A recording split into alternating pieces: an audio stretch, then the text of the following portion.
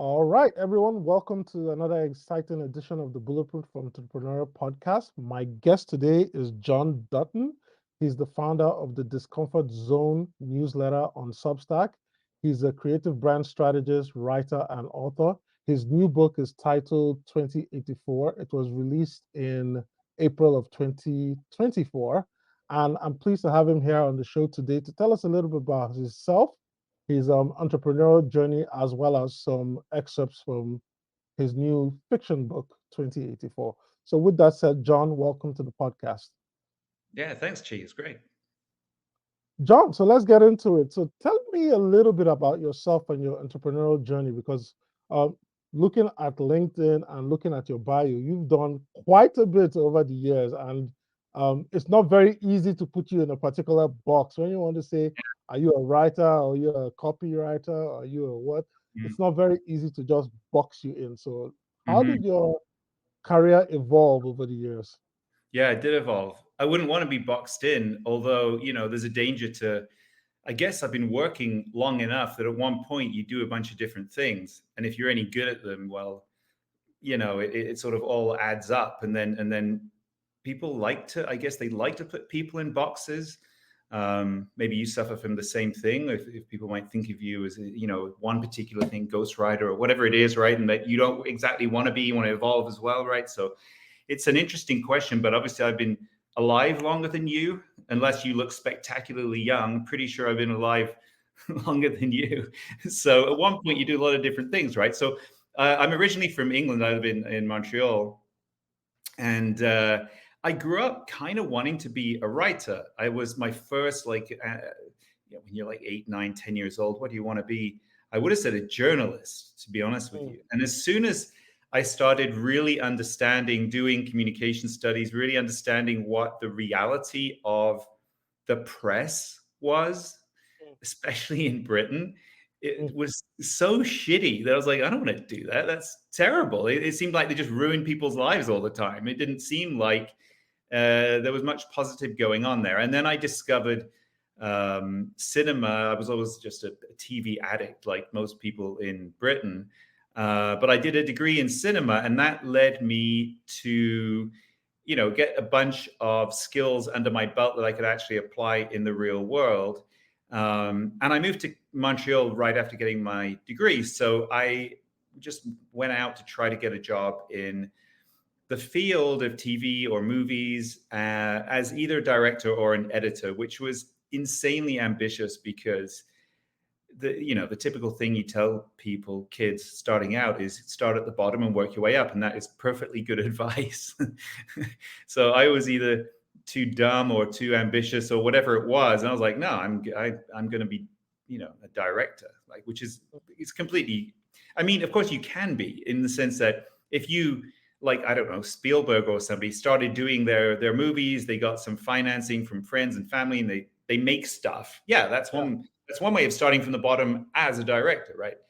Um, but I was trying to find a job, and it was like the late '80s was not the economy was terrible in lots of the Western world, but in particular where I was looking in Montreal. And I was very, very fortunate, and I think people have to understand from any any story of any entrepreneur, it's there's so much fortune involved in it, because when you're hearing the person, it's because they're the ones who, it's survivorship bias, is the cognitive bias of that, right? It's like you're only hearing from people who work for. Yeah. There's a bunch of other people could have done the exact same things that didn't work. So I mean, only take so much from my story, or any particular story, I would say. But there used to be a music TV channel in Quebec called Musique Plus. You might have heard of Much Music, and everybody's heard of MTV. This was the French Canadian version of MTV, basically. And they were opening a studio in Montreal at the exact time that I was going around looking for a job. And I had directed a music video as part of my degree, and I kind of didn't exactly explain to people that the show reel that I was showing them was just done at university. It was done in Britain, and I just said, this is what I did in Britain, right? Um, Mm, the quality was good enough that it convinced them to hire me as a director and an editor. Actually, that was my second gig. Sorry, the first gig was editing the English version of a CBC TV show that was shot in dual language, English and French. And they hired me to edit a couple of the English language episodes of that. So I was excuse me, super fortunate to get those jobs. And then the downside of that good fortune, because I was then directing live interviews with huge international artists, like all kinds of people. It was crazy, like Radiohead before they were famous, Alanis, like almost you name it. Like it wasn't just me working. All in Montreal, all in the 80s or late 80s? Yeah, well, I worked. This is the point I was going to say was it was so fun to do that. Live TV is a huge adrenaline rush because it's live. If you make a mistake, which we did because we were all pretty young, the people who were hired. If you make a mistake, everybody sees it. Like it's literally it's too late. It's gone. It's out there. Everybody just saw what you did, right? And it's not life or death, you know, but it's still a pretty high stress environment. But you get a kick out of it, and you're also having fun with a bunch of other young people, and you have like Annie Lennox of the Eurythmics or Meatloaf or like really huge names that you're directing interviews with or performances, right? They would come in and they would perform in the studio. So basically, I got my dream too soon because then I stayed there too long, which is, I think, a good thing to consider if you have had some success and you're younger is don't let success kill your ambition, because in reality, I should have done that for like maximum 5 years, and I did it for 10 years. No regrets. It's fine. But like, at one point I was like, oh yeah, okay, I can't keep doing this, like forever. I got to do something else. So I moved into the commercial production department of the same TV station. So they would have advertisers who wanted to make ads that kind of had the vibe of the station. So, I mean, of course, any advertiser could just buy time for their ads on the channel, but some people wanted to actually produce ads. A bit like a host read ad for a podcast would be, right? You get that vibe of the podcast, right? So you would get the vibe of the station. And so that's when I started actually writing and directing TV commercials. And I did that for a couple of years. But in the meantime, I was writing stuff. I wrote a first novel that has never been published, which I suspect most people's first novels should not be. Although I think I could pick it up and make it better now, maybe. I wrote a play. You did self-publishing way back in the day? No, there was no, that didn't exist at all. Okay. Like, that's why it wasn't published. I sent it out, like mailing out, like a huge, heavy thing. Manuscript, to agents, right? And I mean, they were right to reject it because it was not that good. But anyway, I also wrote a stage play that was produced in Montreal. So I was doing creative, fiction writing, whether it be literature or drama, and at the same time doing, TV commercials. So I was kind of already outside of a box, as it were, right? Doing two parallel things. So hold that thought for 1 second. So why did you, because now you're getting into the meat of the creativity, right? And doing a lot of good work, but you finished college in England and then you moved immediately to Canada, Montreal. What caused you to make that move? Because I wasn't around back then, but I wouldn't expect that, Canada and Montreal were like the hot places for doing they weren't. Cool stuff. It wasn't at all. No, it wasn't. And I mean, I do. It's interesting to play the counterfactual in your head and sort of say, what would have happened if I'd stayed? I can run that exercise for what would have happened if I hadn't studied film as well. I could have studied other stuff at university, and what would have happened then? I mean, it's interesting, but you can't redo it. So The reality for Montreal was I actually think I would have left England no matter what, because I wasn't it. It was the Britain of Margaret Thatcher's government that was the it wasn't a sort of, I don't want to say, it's almost like it wasn't a friendly place. Which, I mean, you can turn on your TV this week and almost have the same opinion, because without getting too political, they just finished 14 years of conservative neoliberal government, and look what's happening to the society there, right? It's a different view of society that Thatcher certainly brought into Britain, and in parallel Reagan was to America. That doesn't emphasize social values at all. It emphasizes individualism and competition, which some dose of that is great, but to have a cohesive society doesn't really work that way. It's not even realistic. It's kind of naive to think that people work that way. They don't work that way at all. So I thought I would leave. It's also, the weather's horrible in England. Like, we were just talking before you started recording about the weather in Canada. I mean, good grief. Like, it's like gray for 4 months it's so depressing and damp and horrible. And it's like, I mean, I know I was born and grew up there, but you left where you were. I haven't asked you that question, but like, sometimes you just want to leave where there's no reason particularly where you're born fits with who you are. Right? Like, so I'm like, I'm going to get out of there. And I thought I might go to Germany or somewhere. I studied German at school. I thought I might do that.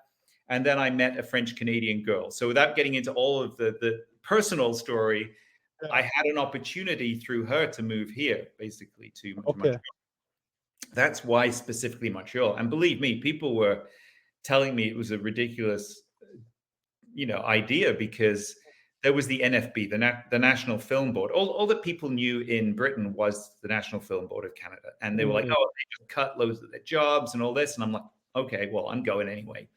They had no idea that there was this music TV station that was expanding or anything, like, there is a bit of a lesson there, which is that, you can listen to people, but just listen skeptically, in the sense that, well, what do they really know? Like, they're talking about somewhere else. Like, they didn't know at all. They knew about where they were, and then I could have listened to them about that. But in reality, they were just wrong, right? There was work in Montreal, and it was cool, possibly more than in London. But like I said, the counterfactual is interesting. If I'd have stayed there, who knows?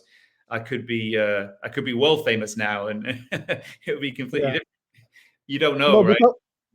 Because the thing is, in as much as you were there, you studied film, got some little experience before you came all the way to Canada. The scene was just emerging in Canada, right? So you probably came from somewhere that was much more developed. You've learned a lot. And then as the industry was building out in Canada, you were able to like easily just use that movie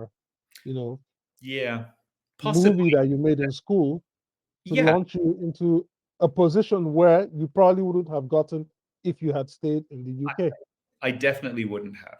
It would have been impossible. But part of the reason it would have been impossible is a thing about British culture, which is, there's a class system, there's hierarchy, it's not as easy as in North America to just show up and get somewhere. It's not as easy in France either. It's things are stratified, right? I'm not even sure I really even deserved the jobs that I got here. Like, it was a little bit crazy, but I mean, I'm eternally grateful to the people who gave me those opportunities, because I kind of tend to act like that with young people. Is you got to go on a bit of faith, but you look at somebody, you get to know them, you see some potential, and then you say, okay, well, let's see what they can do. They're not going to be perfect. It was far from perfect. Like the whole, that whole doing live TV and making mistakes, like the whole crew was green, right? Because they didn't actually have a budget to hire people with experience is the other thing. So, I mean, it all worked out. That's all I can say. But there's no, I don't think it's so much. I think that it's a bit of a shame, but whether you're from Britain or from France, you come to Canada and you have a bit of an aura, which you shouldn't do really. It Mm. doesn't mean anything, but you have an accent, and I see the same thing in French in Montreal. People come from France, and it's they have this sort of aura of being professional, somehow being cultured, being confident, and all this type of thing. And British people get that too, completely undeserved, because it's literally just an accent or something, right? But I think that worked in my favor as well. Like, honestly, like I was born near Liverpool, and the guy who was running the TV station was a fan of the Beatles, so he thought that was cool. And there's so much luck involved in this whole thing. Although, you know, yeah, you have to put yourself out there. It's a cliche to say you make your own luck, because that's not how luck works at all. You have but to put yourself in but the circumstance to allow luck to happen. I mean, if you just keep on shooting, at one point you're going to score a goal. Like that, Yeah. those things become cliched very, very quickly, but it's true. Mm. Okay. Very interesting. All Mm. right. So where do we stop? You were talking about creativity, launching the TV show, and then starting writing. So what happens from there? Yeah, so I ended up leaving the TV station, starting a small ad agency with my girlfriend at the time, who was a client. Okay. And that's how I met her. She was a client of, the agency she had been working for, wanted to produce TV ads, like I said, with this vibe of the music TV station. And I was directing a series of ads that we shot across Canada. It was really cool. And then we were like, let's try this. That was extremely entrepreneurial. We did, I kind of did, this goes against everything anybody says. And maybe that was a problem, but I kind of did three things at once. Like, normally you should really focus on one thing, right? And I wouldn't tell somebody to not focus on one thing, but whatever, again, stupidity or something. We started an ad agency. I started a production company with a friend of mine, who had been my boss at the TV station in the commercial production department. And we started, this is going to sound a bit crazy, but um, a sponsored mural project to beautify the city of Montreal. Because I was sitting in a cafe one day, and I'm looking at this big, giant, like, 10-story high building that's just a brick wall. Back in the 80s, there were a lot of parking lots in Montreal where there used to be a building maybe, and something got knocked down or whatever, they built something. And there's these just giant, basically ugly walls, and I'm like, wow, there's loads of artists in Quebec. There's all these walls. How can we put the two together? So I came up with the idea for what I called the biggest art gallery in the world. And we found a printer who would print ads for big shows in Vegas. They were in Montreal, the printer, but like in Vegas, you need to have ads that will withstand like intense sun, so they don't fade if they're going to be up for a long time. And we wanted to have very high quality, images on these things that wouldn't deteriorate in any way. So they're printed on this thick vinyl. They had this aluminum frame that wouldn't rust. It was a huge, expensive thing. So the idea was to get sponsors. So big sponsors would have their name at the bottom of this thing, but it would be a local artist. It was this whole thing. And it worked. We had like a dozen of these things up around the city.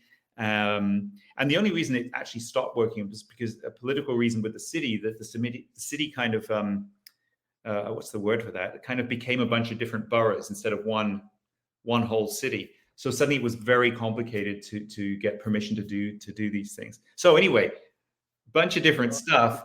That was more of that wasn't really a money-making activity. I mean, it kind of was, but like, it wasn't the point of it, right? The point of it was really just purely a social thing of like, hey, this is win-win-win. A sponsor gets their name up. They look pretty good because they're making the city look better. A local artist gets their picture, like 20 stories, 10 displayed, stories, whatever, in the city. And the people just walking around get to see some nice picture instead of a brick wall, right? So it actually worked. So we did it. We had a website and everything. And yeah, that was kind of cool, right? And so did all these different things at once, which is a terrible idea, really, to do several things at once. But I can't help it. So yeah, that's what I did for quite a while. So when you did the multiple projects all at once, was it, well, obviously it's more stressful, but um, was it more high risk to the point where either one of them could fail at any time because we were Yeah, juggling multiple things, or is it yeah. how did it work to I don't make think those right, projects succeed? right. I don't think it's a question of stress, at least not for me anyway. I don't think Mhm. stress is really an issue. I don't think it's even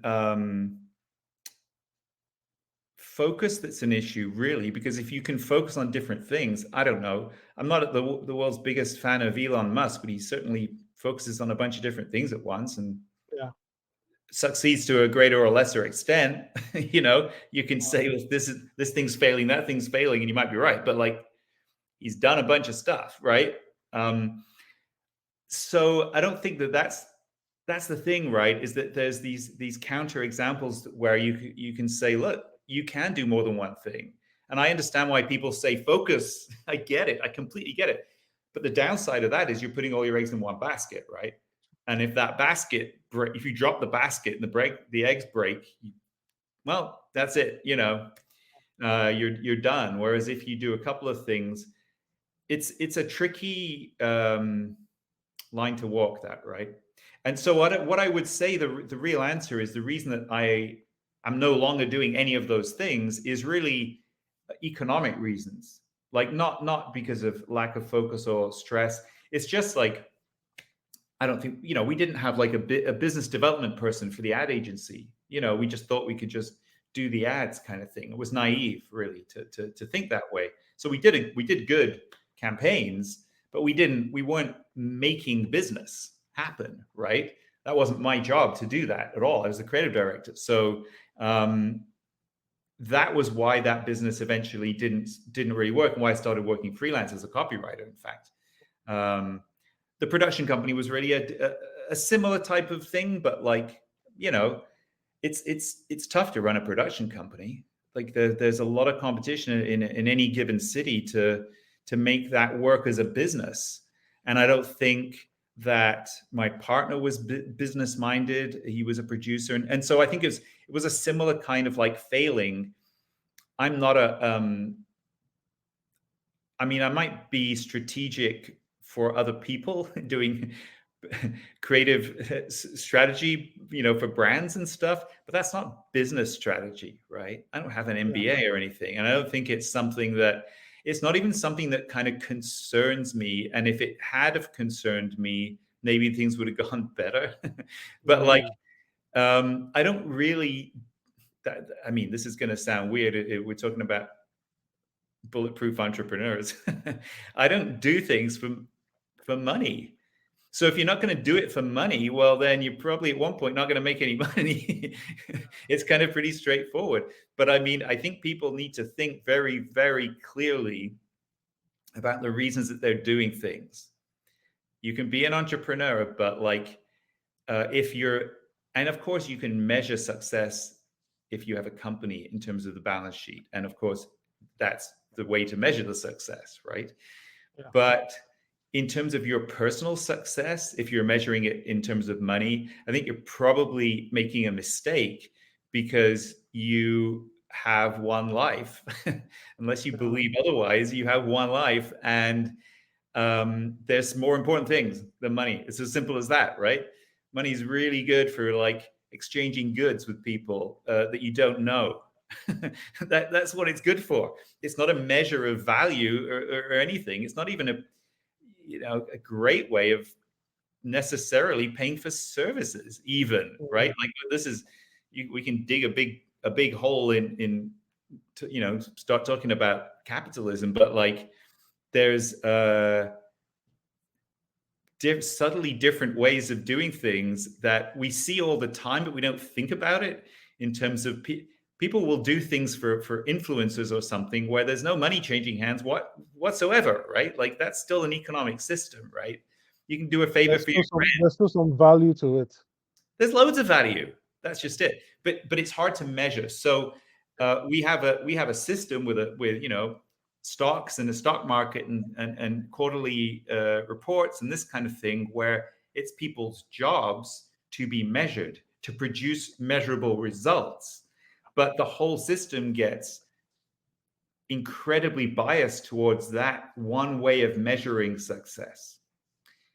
That's the problem with it, right? And I think that actually causes loads of other extraneous problems. So I'm not like, again, I don't have an MBA, I don't study economics ever, but it seems pretty clear to me that there's a bunch of shit going on right now that is due to that bias, where money becomes the measure of value and success for human beings, really. Yeah. I couldn't give a crap whether Elon Musk has X billion, right? I'm going to still have an opinion on him as a human being. It doesn't mean it's the tiniest thing, but a lot of people do buy into that, right? They look at just a number.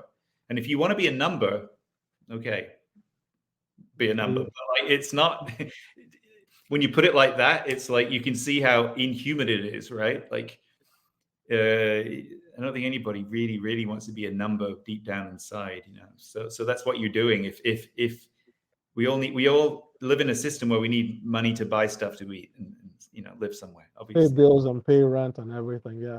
Yeah, for sure. But like, I'm not saying get rid of everything. I'm not saying communism's good or something. I'm not saying that at all. But like, I'm just saying, because communism uses money too. It's not. True. So it's not that. I'm just saying that there's a lot of cultural emphasis, and it has changed. I've seen it change in my lifetime, right? On those numbers, and good things can be produced by capitalism and the exchange of goods and stuff. But like, there's a bunch of negative outcomes. I mean, you can look at the opioid crisis or something, right? Like, it's just one I plucked out of thin air, right? That's driven by money, right? It's driven by a corporation. Drugs, everything, right? Selling stuff, and I'm not anti-pharmaceuticals or anything, but it's just, look, like, just like it's too easy to get caught up in a system and not be able to step back and say, look at what's really happening, right? Sure. That was a big digression. Sorry. No. It's okay. It sets up the whole story better. So it's perfectly okay. So your longest running gig is your freelance copywriting, right? How many years have you been doing that? Yeah, well, so I did that for over 10 years after gradually leaving my own ad agency because of lack of clients. And in doing that for 10 years, of course, you get loads of clients and you meet loads of people, you acquire more skills, you start working on some brand stuff. And I already had, a kind of a creative background that was beyond just writing because of doing TV directing and editing. And so I did that for over 10 years. Then I was hired by one of my clients. A couple of my clients asked me the same year to be creative director in agencies, kind of mid-sized agencies in Montreal. And I declined both of those offers because I was pretty happy being freelancer. I mean, I was earning a good living, and it's a fun gig because obviously the free part of freelance is you're your own boss, you control your own time, your own energy, and that kind of thing. But also because it was actually profitable. It's a lucrative gig if you can do it, right? So I said no, and then I was convinced to join one of them by being explained that the idea was to expand outside Montreal, that they wanted to create an international network, and I would be the VP of creation. And this was an interesting challenge, right? This is like, okay, now we're building something unusual. An indie in Montreal is going to go international, and we did it. We opened an office in Lyon, we opened one in Hong Kong, and we opened one in Toronto. So it's even 3 continents, not just international, right? And then the kind of sad thing, and it was sad for many, many reasons, was the pandemic happened. And then, like a lot of agencies, budgets get cut, right? And you struggle, and there's layoffs and that kind of thing. And eventually I was a victim of that whole cycle because I was laid off too. And then I went back to being freelance because, so it's like, so that gig has a gap in the middle, but is still going on. The good thing about there was many good things about taking that job, and it was 6 years I was working there with a bunch of great people. We did a bunch of great stuff. That's all fantastic. But I also learned some extra skills too because of working on brand development and strategy. So I have more strings to my bow now. So that's one reason I would say to people, don't be afraid of saying no to something, but also don't be afraid of saying yes to something, because even though it might seem afterwards, well, okay, that didn't quite pan out how I thought, chances are you're going to have learned something.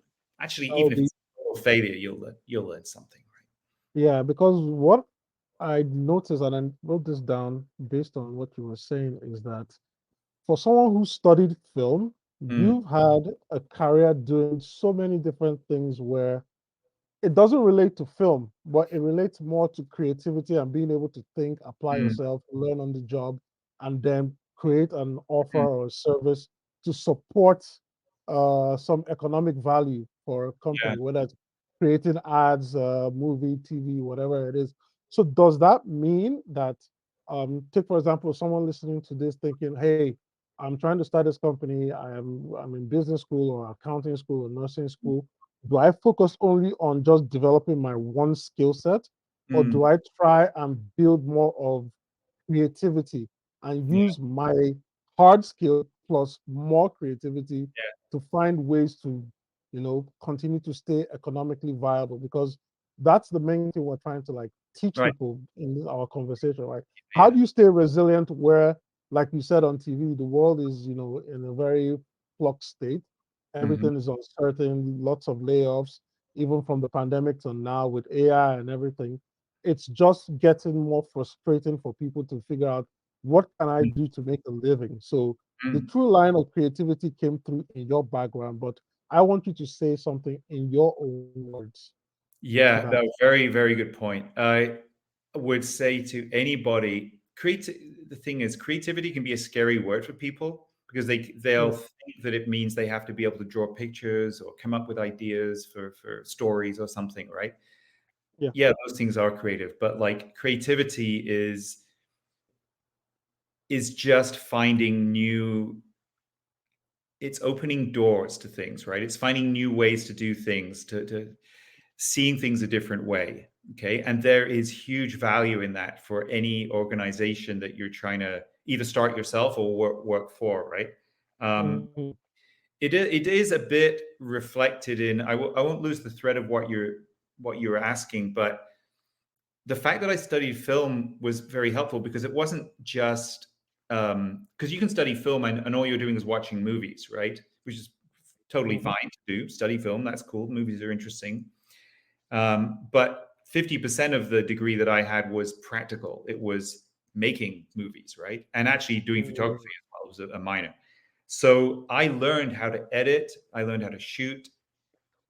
Actually, oddly, the writing part was not super in depth. Produce. All of these different skills are actually really good skills to apply in life. Like if you're editing, the sort of like layman's vision of editing is that you're cutting things, so it's called cutting, right? You're cutting things out somehow, and yeah, that can happen when you're editing, but really editing is building something, right? It's taking lots of building blocks, and in French it's called montage, which is a much better word for it because it means montage is putting things together and making something. Okay.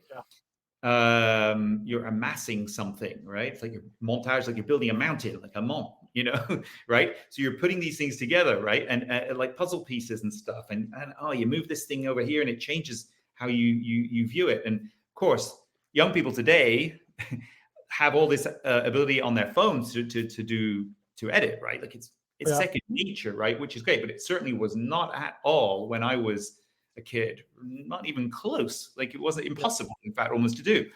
Um, so I would just say that the building blocks that I had in studying what I studied actually were multidimensional and gave me this ability to look at things through different lenses, to be able to open doors more easily to new possibilities, which is in a very, very wide sense what creativity is. So if you, to get back to what you were saying, because I agree, it's no different from me. The everything is in flux. It's hard to know how to, find ways to make a living, to make connections. Do you think short term, medium term, long term, and all this kind of thing? There's no one recipe to that, right? And unfortunately and fortunately, luck does play a part. But again, Yeah. the more tools you have in your tool belt, the more doors you open, all this type of things, whatever metaphor you want to use, the better your odds are going to be. And I'd say, yes, get a real world skill. If it's accounting, if it's, forget whether AI can do it or not, because AI is never going to be as good as a really good human. And I sincerely believe that. Like it at least LLMs, let's say, right? And diffusion models for image or video generation. They're getting better all the time, clearly.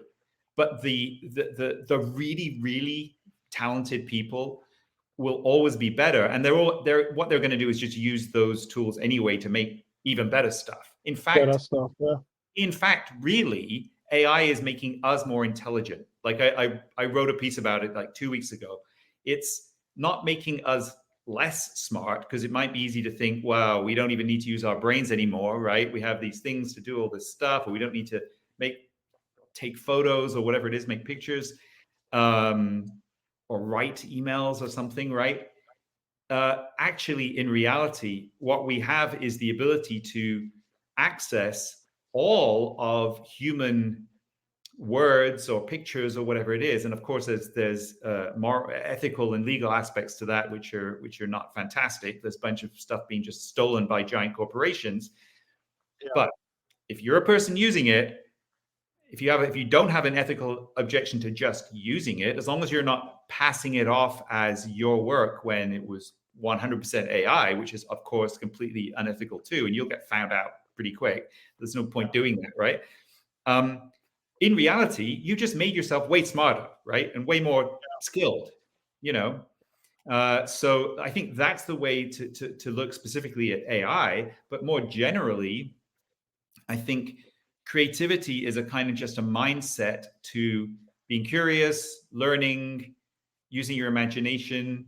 It's not being frightened. I mean, frightened is a very emotional word, but that's actually what people are usually who think that they aren't creative. They Fearless. they're just yeah. The people who are creative are just fearless, because you can look at, like, imagine some of the most creative people of all time, like Prince or David Bowie, just to take, let's say, musicians, right, or Yeah. Picasso or somebody, right? And obviously, some of these people can have sketchy personal lives or whatever, and that can be true, right? But they weren't afraid to. Actually, maybe you could say Prince, everything he did was great, but like if you look at David Bowie, he had a bunch of stuff that was kind of weird, or like what's admirable about that guy was he had no fear. He went and he acted on stage, at one point on Broadway, and he did TV, and he wasn't that good an actor, to be honest. Like, really not like very good.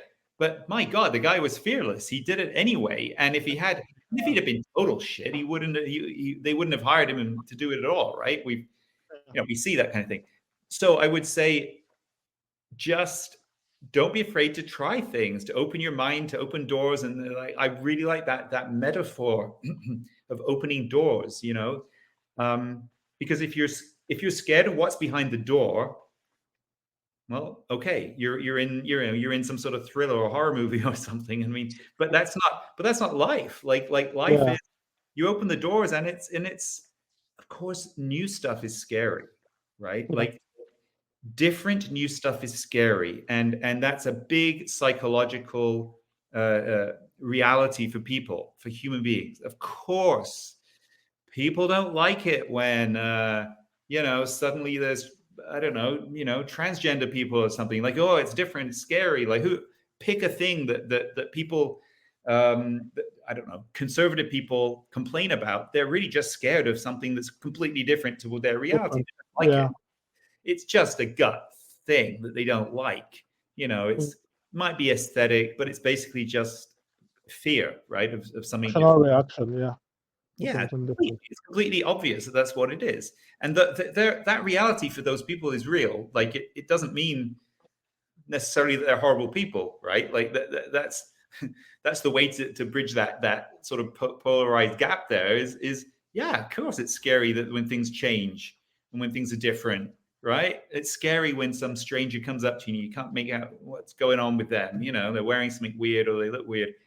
Okay, true. But, like, this is the world we live in, so you got to get with it, right? So yeah, I hope that answered the question.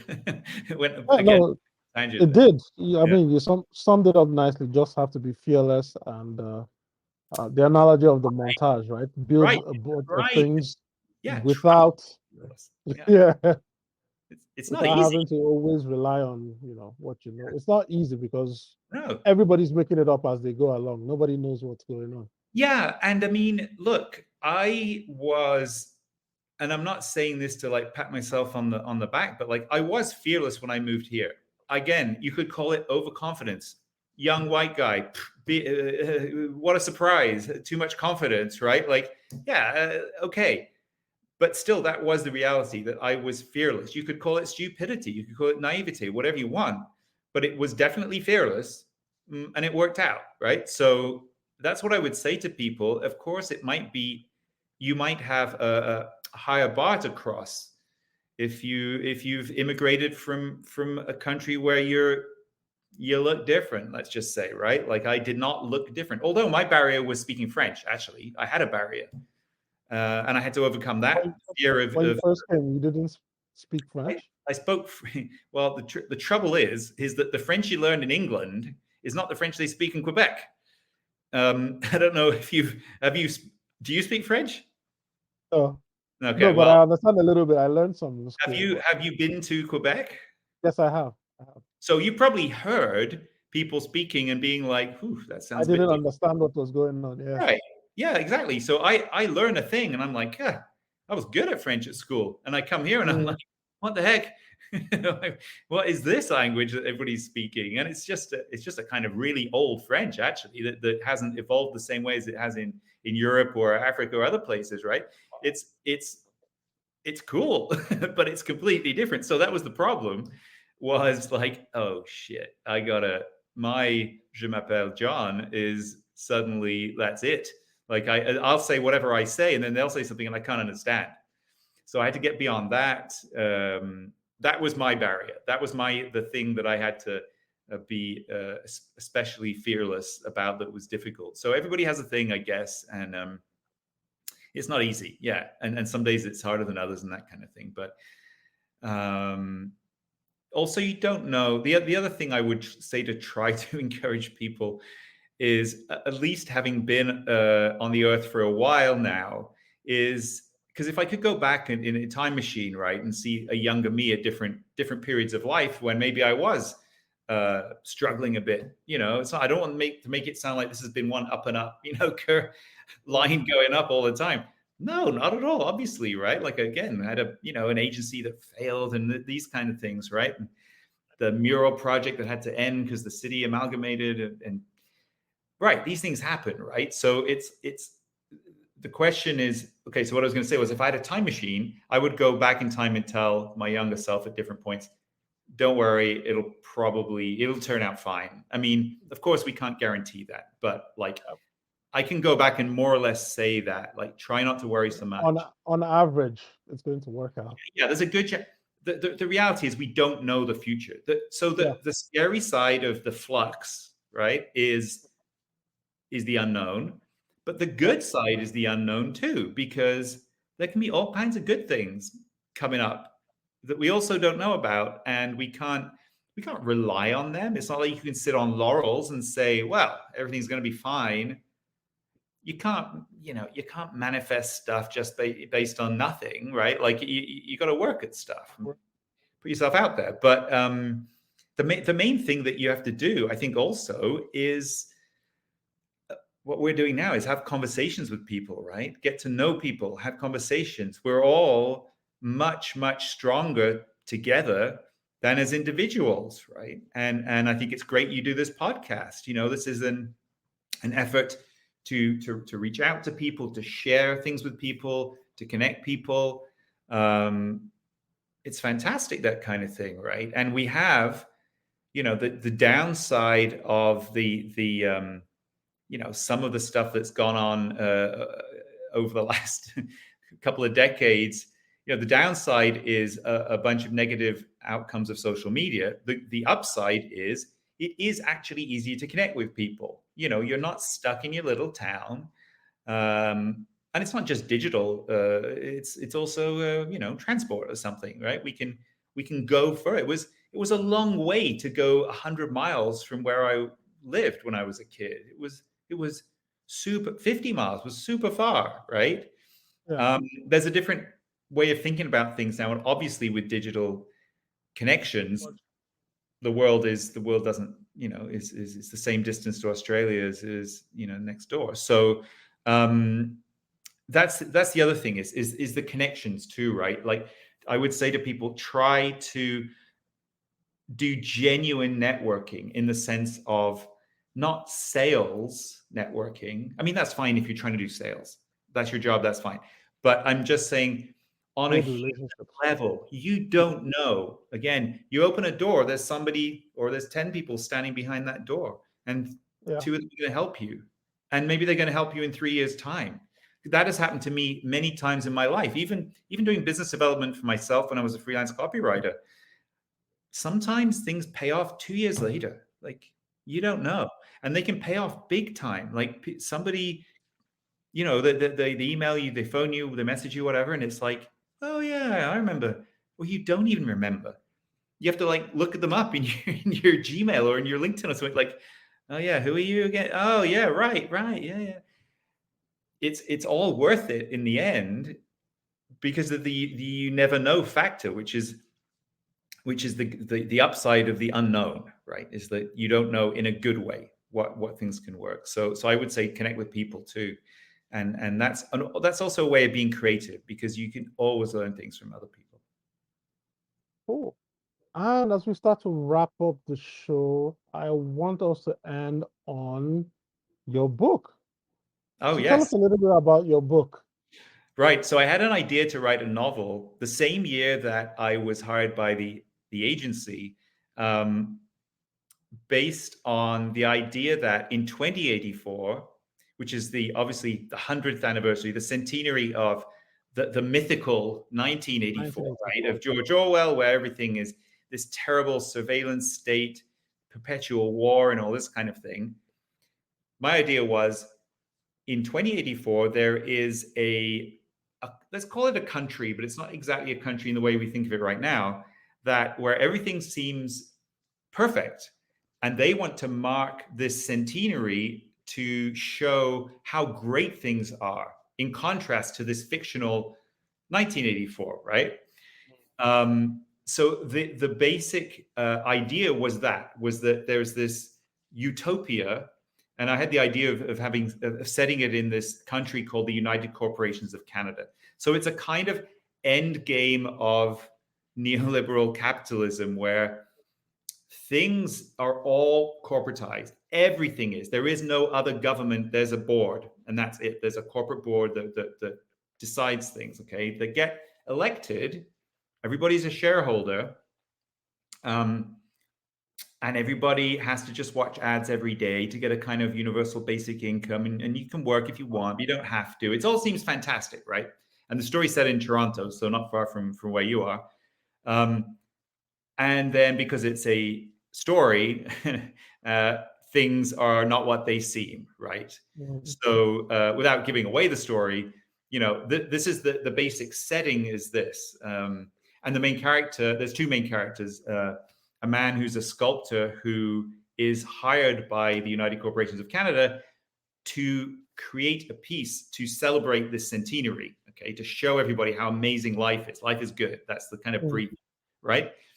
The other main character is a woman who, for basically just for kicks, but also for sort of like online celebrity, she does what she calls art thefts, where she kind of hacks artworks, sort of big art projects, and sort of live streams it, and she's cool and this kind of thing. So these two character stories, of course, end up converging. So I start writing this thing, get hired, have to put it on ice for a while because like I've got a big important corporate job. We're building this agency network, right? And then eventually, during the pandemic, like everybody had a bit more time. So I'm like, okay, I got to actually finish writing this. I had like a third written. And the other reason that I had to finish it was because a bunch of this stuff that I was envisaging for the future was starting to happen in real life. And so it was getting frustrating because I'm like, I'm making up stuff, but it's happening. So it doesn't look like I've even made it up anymore. So like, I got to get it done. Like a great example is the Apple Vision Pro, right? Yeah. This thing which has little cameras. So you see somebody wearing, I've never seen one in real life, but you see somebody wearing one of these things and it looks like their eyes, right? But it's not their eyes. It's a video of their eyes, right? It's cameras shooting their eyes and then some, it's pretty amazing, right? Projecting, or it's on a screen. It's not projected, but it's on a screen, right? And one of the key technological features of this world that I've imagined is an expanded version of that thing. Okay. So it's like, I'm like, crap, like I got to get this thing done. So I got it all written, rewritten, and read by beta readers and then rewritten again and this kind of thing. And then published it a couple of months ago. So yeah. So I guess my second to the last question is, how did you get the skills to write the book? Because I know a lot of people who are always dreaming of, hey, I want to write a book, or I have a story, I have a story. What were some things that helped you write the book and maybe edit the book, Right. or what did you draw on in your experience to make the project happen? Very good question. I skipped a whole thing, which is this is my like 7th book. So yeah, I'd written,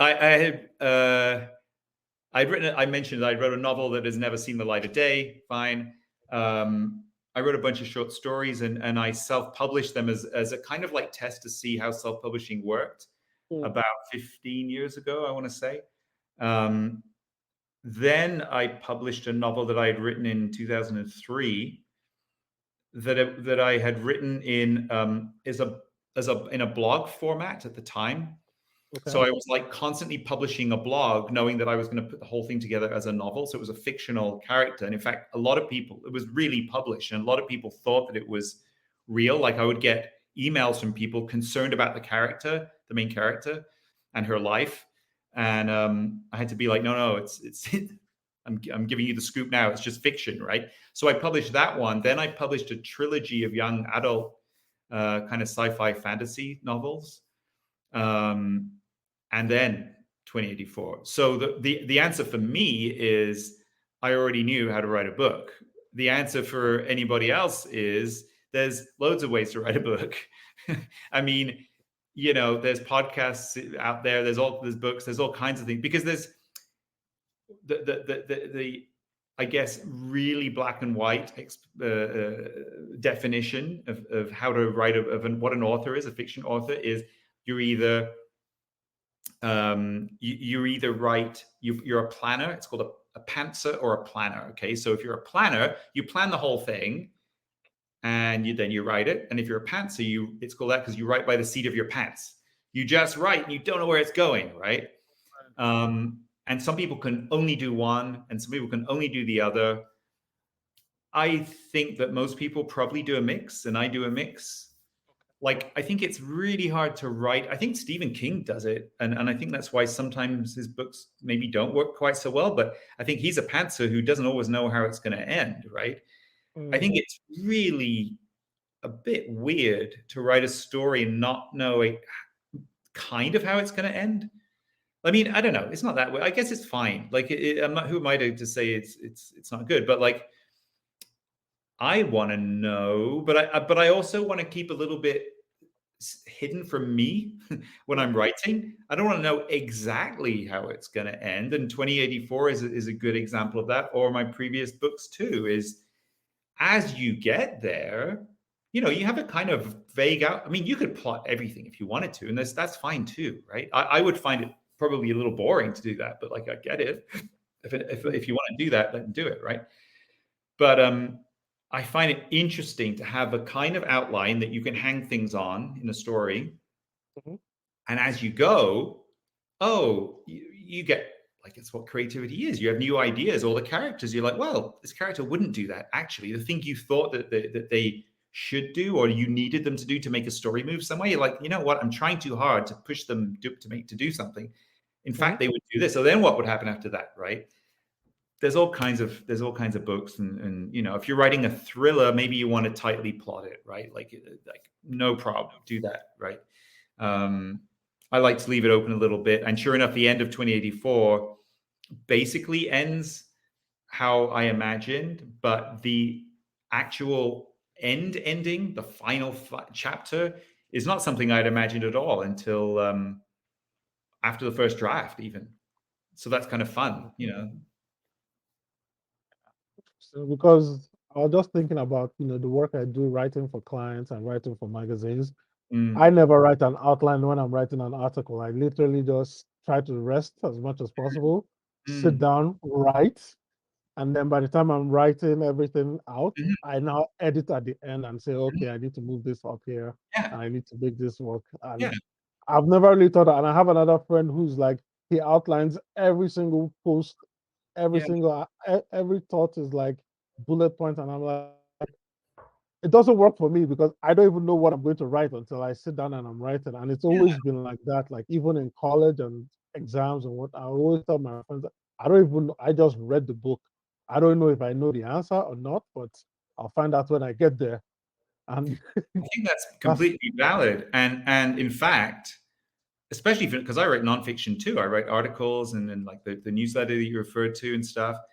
Um, it's actually kind of a good intellectual process to discover by writing, to mm, discover the subject, right? yeah, Um, if you're writing a textbook for school and you're a professor of something, well, okay, you probably just yeah, can plan it out, right? But if you're yeah, actually, because you already knew it, if you're actually discovering like your thoughts on something, you have an opinion or I don't know what, right? That way that you're talking about is basically how I do it too, right? It'll mm, be I might end up yeah, no, I think it's very similar to what you're talking about. And I think that that's one of the dangers of an LLM is it's easy to skip that process, right? Like if you were doing a school essay or something, let's just say, mm, you can get the LLM to spit something out, and okay, you might get caught for plagiar for using AI or something. I don't know, but like that's your risk. But you could do it, right? You can deliver a yeah, thing, right? But you have learned nothing doing that, like yeah, zero, right? Because the learning is the doing of the thing. It's the actual putting together the structure. It's understanding, and in fact, that's why LLMs I don't believe have any real intelligence because they do not understand. There's nothing there behind it all, right? To understand, to do the understanding, it's just patterns, pattern matching, and statistical, producing tokens in a particular order, right? That matches previous yeah, patterns. There's no brain in there, right? But we have a brain, and that's what our brains are for. And I think that's what could be a shame about AI is, and specifically LLMs, is using them that way to skip that process that you just talked about. Because when you do that, also, I assume you probably get a bit of a kick out of it too. It's because yeah, as you're doing it, you're like, you're learning something, you're figuring something out, right? That if you already figured it out, what's the point in a way? What's the point of writing it down then, right? yeah, sure. So I mean, I understand that some people might like to do the bullets and stuff, and I get it. Like it's not like I've never structured something, but like never really bullet wise to me, it's like, oh yeah, I think I know what I'm going to say. And then you start, and then you think of some other stuff. And that's the magic, right? Yeah. Awesome. Well, John, it's been a pleasure. We've reached the end of the hour, and I know you're a busy man. So just final words of wisdom before I let you go, and of course, tell people where they can find you and get to know about you and your work. Yeah, you want me to give final words of wisdom? Is that what you Well, said? just a little bit more. I just said, and there's the magic. Okay. I would say the final words of wisdom I would say are that your your superpower as an individual is actually your connections with other people. That's human. That's the human superpower. Is our intelligence is not individualized. It is distributed.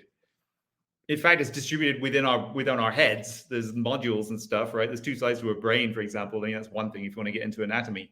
But the thing I'm talking about is we are social animals, and the reason that we rule the world, for better or worse, is we work together real well. And it can be very destructive sometimes, but we do that, right? We do that super well. And I think it's a shame if people get this message that individualism is what everything's all about.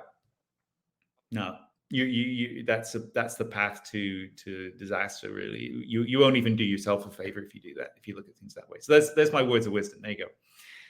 You can reach me at johnbdutton.com. That's my website. So JOHNBUTTON. Also plug the newsletter. Where can they get the Oh newsletter yeah, from? that's on Substack. Right. So sorry, go ahead. I'm going to link to your website once this is published, as well Yeah. as the newsletter. But just tell people, just in case somebody Yeah. wants to Google it. Whatever. Yeah.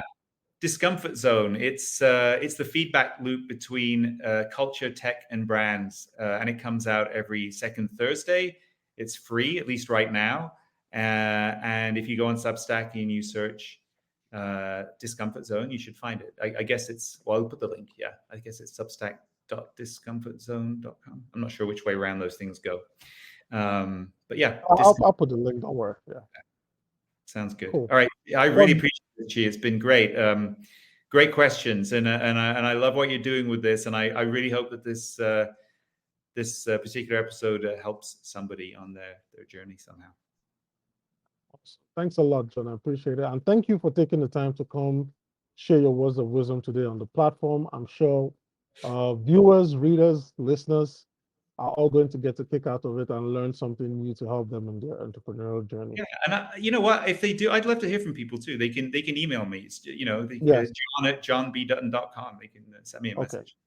All right. So just heard from the man. If you want to give him a shout out, email him and tell him you learned something great from the podcast. Please feel free to reach out to him. I'll also put the email in the link so that way you have everything in one place and you can just copy and paste that. Appreciate it. Awesome. So thanks a lot, John. Okay, you take care.